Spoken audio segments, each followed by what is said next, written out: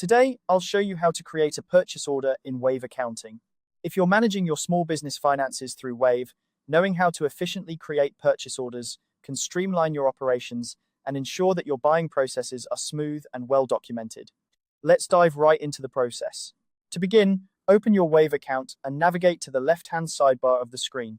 Here, you'll want to locate and click on Sales and Payments. This will lead you to the Estimates section. Estimates might not be the first place you think to go when creating a purchase order, but trust me, this little trick will make the process seamless. Once you're in the Estimates section, look towards the top right-hand corner of your screen. You'll see an option to Create an Estimate. Go ahead and click on that. Now, you're in the document drafting screen where all the magic happens. Now, here comes the customization trick.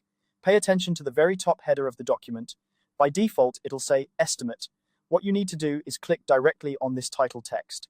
This is where you manually type over it to change Estimate to Purchase Order. This simple step customizes the form to better suit your needs and ensures that your document reflects its true purpose. Next, it's time to select your vendor from your customer database list. This is important because it links the purchase order to the right entity. Now, you might be wondering, what if my vendor doesn't appear in the customer list? Here's what you do. If they're only saved under purchases as a vendor, you'll need to add them as a customer profile. This is a quick process and ensures they appear in the drop-down menu for selection. With your vendor selected, it's time to fill out the details of your purchase order. This includes entering the PO number. Make sure this is a unique identifier for tracking purposes. You'll also need to input the target delivery date. Having this date clearly stated helps both you and the vendor stay aligned on expectations. Next, enter the item descriptions. Be as detailed as possible here to avoid any confusion down the line. Alongside each description, input the quantities you intend to purchase and the expected unit costs. This information is crucial for financial accuracy and helps maintain a clear record of your transactions. Once you've reviewed all the information and ensured everything is correct, your final step is to click Save and Send.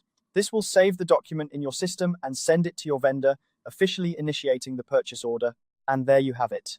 By following these steps, you've successfully created a purchase order in Wave Accounting. This method not only saves time, but also ensures accuracy and professionalism in your business dealings. Whether you're ordering supplies, inventory, or any other goods, this process keeps everything organized and easy to track. Thanks for watching, and happy accounting.